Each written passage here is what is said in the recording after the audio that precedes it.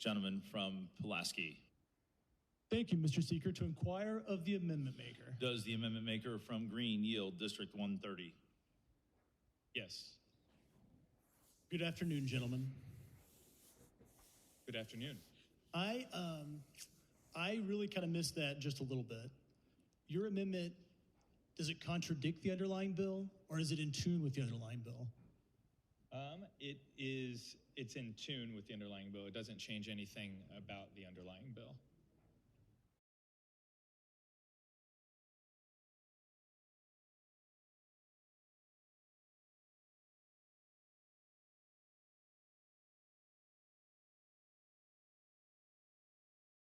Thank you, gentlemen. I appreciate the inquiry. Mr. Speaker, I have an amendment to the amendment. It ends in 27H. It's been distributed. I move for its adoption.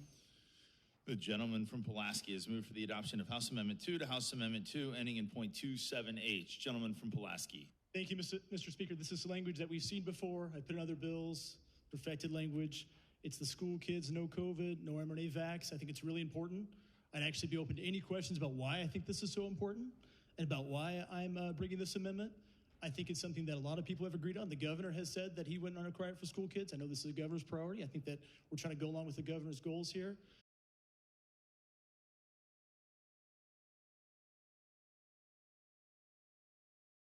And with that, I'll take any questions. Further discussion. Gentleman from Clay.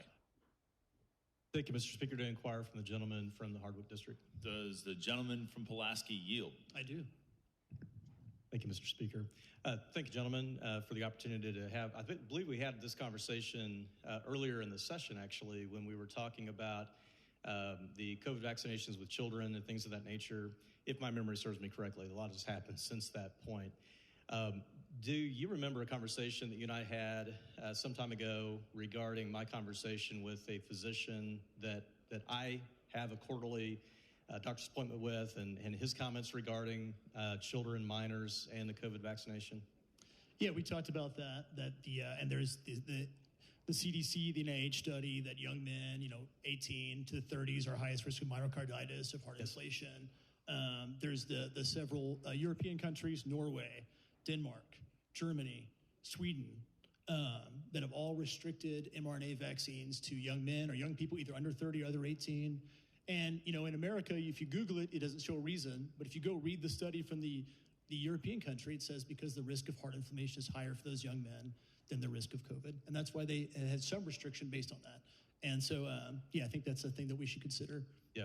No, and I appreciate the fact that there are many people in the building serving in various capacities that recognize the importance of protecting children and those individuals that might be under a mandate that right now exists that your language would help to remove, right? Recognizing that that there is evidence, let me put it that way, number one, that this is not necessary for children, and two, that there are health risks that are at that point, because it's not necessary, become unwarranted, right? I mean, there's always that risk analysis that you have to kind of work through.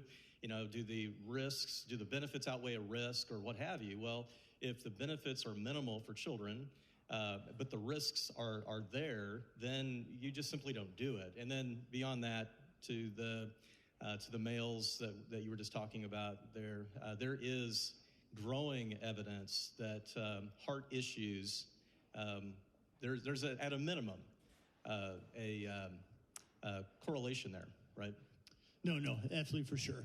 And I think, I get a lot of eye rolls at me, a lot of jeers for this being so important to me, but it is important. And I'm not doing this for any, political, for any reason in this building, right? Right. My audience is the constituents who brought their concerns to me, and I told them I'd address them. I told them I'd fight for them, and so that's why I'm persistent about it. Well, and I appreciate that, because you're also, in this very moment, fighting for my constituents as well, because I've had constituents reaching out and have asked for this very protection as well. And what you're doing is you're leading out on something that Missourians, parents in particular, are very much concerned about. And I appreciate your willingness to fight for this. It's a good fight in that respect. And I stand to support your effort. Gentlemen, thank you for the inquiry. Thank you, Mr. Speaker. Thank you so much, gentlemen. Further discussion. Gentleman from Jackson. Mr. Speaker, I move the previous question. Gentleman from Jackson has asked that the question under immediate consideration be now put. All those in favor will vote yes. All those opposed will vote no. Mr. Clerk, please ring the bell and open the board. Gentleman from Pulaski, you have 1 minute to close. Peradventure, Mr. Speaker, if there are 5 members of good conscience in the Assembly who will join me, I'd ask for a roll call vote. Gentlemen, you have your roll call vote. You have 1 minute to close. Are you renewing your motion? Gentleman Pulaski has renewed his motion for the adoption of House Amendment 2 to House Amendment 2. A roll call vote has been requested. All those in favor will vote yes. All those opposed will vote no. Mr. Clerk, please ring the bell and open the board. Please close the board and tally the vote. By your vote of 96 yes, 49 no, and 2 present, you have adopted House Amendment 2 to House Amendment 2.